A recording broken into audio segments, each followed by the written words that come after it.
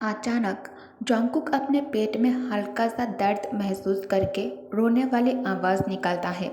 तयंग तुरंत जॉन्गकुक के गले में से चेहरा हटाकर वॉरिडली जॉन्गकुक की तरफ देखकर अपनी डीप वॉइस में पूछता है, व्हाट हैपेंड?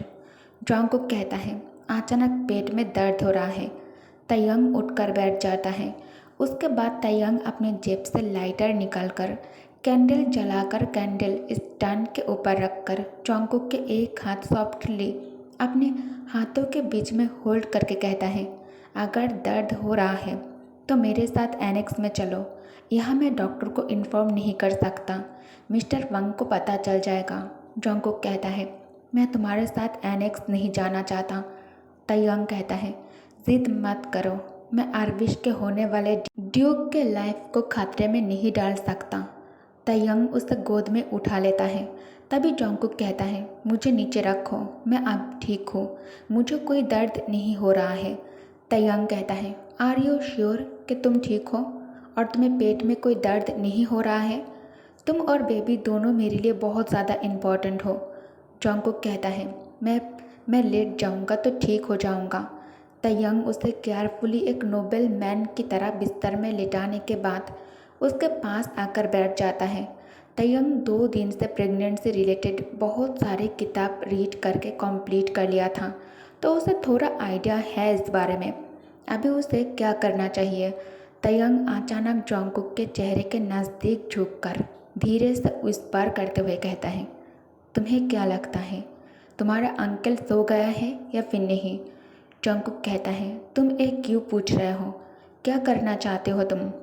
तयंग कहता है, जो तुम सोच रहे हो ऐसा कुछ भी नहीं करूँगा मैं बस किचन में जाना चाहता हूँ। जॉन्गकुक कहता है, ड्यूक किम किचन में क्या करने जाना चाहता है? क्या आप हमें जलाकर मारना चाहते हो? तयंग कहता है, मैं एक मिलिट्री ऑफिसर हूँ, हर काम मुझे बहुत अच्छी तरह से आता है।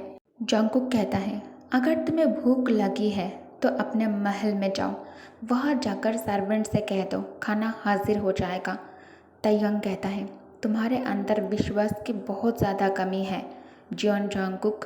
लगता है तुम्हें ठीक करने के लिए मुझे अब कुछ और करना पड़ेगा, वरना तुम पेट दर्द के कारण खुद को पूरी रात परेशान रखोगे और मुझे भी परेशान कर दोगे। लेकिन जॉन्गकुक वो तयंग से दूर भागने की कोशिश करता है। तयंग उसे पकड़कर शांत लहजे में कहता है, तुम चैन से सोना चाहते हो या फिर नहीं? जॉन्गकुक कहता है, हाँ मैं चाहता हूँ। तयंग प्यार से जॉन्गकुक के पेट के ऊपर हाथ फिराने लगता है। अब धीरे धीरे जॉन्गकुक भी शांत हो जाता है क्योंकि पेट दर्द अब चला गया था। तयंग जॉन्गकुक के कान के पास आकर फुसफुसाकर कुछ कहता है। जॉन्गकुक जो आंखें बंद कर सोने लगा था, तयंग के शब्द सुनकर आँख खोल लेता है और गुस्से में कहता है, तुमने खुद सामने से मदद ऑफर किया था, मैंने तुमसे कोई मदद नहीं मांगा था। अब तुम बेशर्मों वाली बातें मत करो मेरे साथ और एनेक्स वापस चले जाओ, वरना मैं चीख चीख कर सबको बुला लूँगा, अंकल को बुला लूँगा। तयंग डीप वॉइस में जॉन्गकुक के कान के पास आकर कहता है, कांट यू सी कि तुम्हारे वजह से मेरा क्या हाल हुआ है? बाहर अभी हेवी स्नोफॉल हो रहा है, अब तक तो जंगल का रास्ता बर्फ़ से सफ़ेद बन गया होगा। इस टाइम बाहर जाने का मतलब है खुद की जान को मौत के मुंह में डालना, और अगर मैं बीमार हो गया तो? जॉन्गकुक कहता है, मैं कोई मदद नहीं करूँगा। तयंग कहता है, तुम्हारे वजह से मैं तकलीफ़ में हूँ, तुम कुछ मत करो, लेकिन मुझे इसके लिए अलाउ कर दो। जॉन्गकुक कहता है, नहीं। दूसरी तरफ आयु स्नोफॉल वाली रात में ही तयंग को चेक करने एनेक्स में एंटर करती है। बटलर हसन और मार्क आयु को एनेक्स में देखकर दोनों हैरान हो जाता है। आयु बटलर हसन और मार्क को देखकर गहरी सांस लेकर होठों पर मुस्कुराहट लेकर आती है और मन ही मन सोचती है, ड्यूक के दोनों असिस्टेंट एनेक्स में ही है, इसका मतलब ड्यूक किम तयंग अभी अपने कमरे में ही होगा। बटलर हसन और मार्क आयु के सामने सिर झुकाकर विनम्रता से उसे ग्रीट करने के बाद कहता है, लेडी आयु, आप इतने रात को एनेक्स में, सब कुछ ठीक तो है ना? आयु कहती है, सब ठीक है, मेरा मन ड्यूक से मिलने का कर रहा था और मैं ड्यूक किम के फियांसे हूँ। तो क्या मैं एनेक्स में नहीं आ सकती? इसलिए आ गया हूँ मैं। ड्यूक किम बिजी तो नहीं है ना? बटलर हसन कहता है। फंक्शन से लौटने के बाद ड्यूक ने कहा था कि उनके सिर में बहुत ज़्यादा पेन हो रहा है, इसलिए वो मेडिसिन खाकर रेस्ट लेना चाहता है और कोई उनको डिस्टर्ब ना करे। आयु कहती है, मैं ड्यूक को परेशान नहीं करना चाहती, मैं बस एक बार उनको देखना चाहती हूँ, फिर मैं चली जाऊँगी। मार्क कहता है, हम ड्यूक के ऑर्डर को अवॉइड नहीं कर सकते। माफ़ कीजिए लेडी आयु, आप चाहो तो हम आपको मेंशन छोड़ने जा सकते हैं। आयु कहती है, नो थैंक्स, मैं कार लेकर आई हूँ। आयु गुस्से में वहाँ से निकल जाती है। हसन और मार्क बिल्कुल भी झूठ नहीं बोल रहा था, क्योंकि उनको तो वही पता है जो ड्यूक किम तैयांग ने उन दोनों से कहा था। अपने कमरे के अंदर जाते वक्त दोनों डोर लॉक कर अपने अपने रूम में चला जाता है। तैयांग बहुत ही चालाकी से जोंगकुक के टेक्निक का यूज़ करके बेलकुनी के रास्ते से एनेक्स से निकालकर फॉरेस्ट हाउस मिस्टर वंग की कॉटेज जोंगकुक से मिलने आ गया था। सुबह जोंगकुक आंखें खोलकर बेड के दूसरे साइड देखा तो तैयांग उसके बगल में नहीं था और ना ही तैयांग के कपड़े जमीन पर पड़ा था। जोंगकुक उठकर बैठ जाता है और धीरे से बेड से उतरकर बाथरूम के पास आकर उसके अंदर भी चेक करता है, ये भी खाली है। फिर जोंगकुक को रात की वो सीन याद आ जाता है, जिसे याद करते ही जोंगकुक शर्म से लाल हो जाता है और मन ही मन कहता है, तुम मेरे साथ एक एरिस्टोक्रेट जैसा बिहेव क्यों नहीं करते हो? तुम बिल्कुल भी एक नोबल मैन नहीं हो, तुम एक बेशरम मैन हो। कोई कैसे किसी के सामने बिना कपड़ों के रह सकता है? लेकिन वो हर तरह से परफेक्ट है, फिट बॉडी और मजबूत बाहें। ये मैं क्या सोच रहा हूँ? जोंगकुक अपने चिंता को झटक देता है और फ्रेश होकर कमरे से बाहर आकर देखा तो टेबल पर अंकल वंग उसके लिए नाश्ता रख कर गया है। जोंगकुक मन ही मन सोचता है, टाइम क्या हुआ होगा? अंकल भी काम के लिए निकल चुका है, मतलब मैं यूजुअल टाइम से आज ज़्यादा सो गया हूँ। क्या कल रात उसने जो कहा मुझे उस बारे में सीरियसली सोचना चाहिए? नहीं, वो वैसे भी कुछ भी बोल रहा होगा, क्योंकि उसे मेरे साथ टाइम स्पेंड करना था इसलिए बोला होगा। अगर वो सच में मुझसे शादी करने के लिए सीरियस होता तो मेरे अंकल से बात करता, ना कि मुझसे। लेकिन अभी मैं भी तो उसे पसंद करने लगा हूँ। कल क्या होगा ये सोचकर मेरा दिमाग फटा जा रहा है। जोंगकुक को बहुत ज़्यादा भूख लगी थी। सोचना बंद करके नाश्ता करके जोंगकुक घर के लिए कुछ सामान खरीदने निकल जाता है। 1 घंटे के बाद जोंगकुक किसी आदमी से कहता है, थैंक यू मुझे इतनी दूर तक छोड़ने आने के लिए, आगे मैं खुद चला जाऊंगा। जोंगकुक ने थोड़ा सा स्माइल के साथ उस आदमी से कहा, वो भी पोलाइट रहने की कोशिश करते हुए, पर वो अभी भी उसके साथ रहना चाहता था। वो आदमी जोंगकुक के साथ अभी भी रहना चाहता था। अरे कोई बात नहीं मिस्टर जियोन, बस थोड़ा सा और चलना है, उस आदमी ने जिद की। अरे नहीं, इसकी ज़रूरत नहीं है, जोंगकुक ने फिर से प्यार से मना कर दिया। मैंने एक बार फिर से पोलाइटली उस आदमी के प्रपोजल को डिक्लाइन कर दिया, मना कर दिया। मेरे अंकल बहुत स्ट्रिक्ट हैं, समझे? जोंगकुक उसको डायरेक्टली देखा, इधर उधर नज़र घुमाते हुए, होपिंग कि कोई उनको देख ना ले। वो ये उम्मीद करते हुए आसपास देख रहा था, पर फर्क नहीं पड़ता था जोंगकुक क्या बोलेगा। जैसे ही र्यूमर फैल जाता कि वो किसी लड़के के साथ दिखाई दिया गया है, पूरा आरबिश में ये बात आग की तरह फैल जाता। उसे बुरा लगता था अपने अंकल का नाम यूज़ करना, पर ये भी सच था। ओ आई अंडरस्टैंड, उस आदमी ने फाइनली कहा, लेकिन वो थोड़ा उदास लग रहा था। फिर भी जोंगकुक को फिर से स्माइल दिया। अच्छा तो मैं चलता हूँ, आज मज़ा आया तुम्हारे साथ, क्या हम फिर संडे को लंच पे मिल सकते हैं?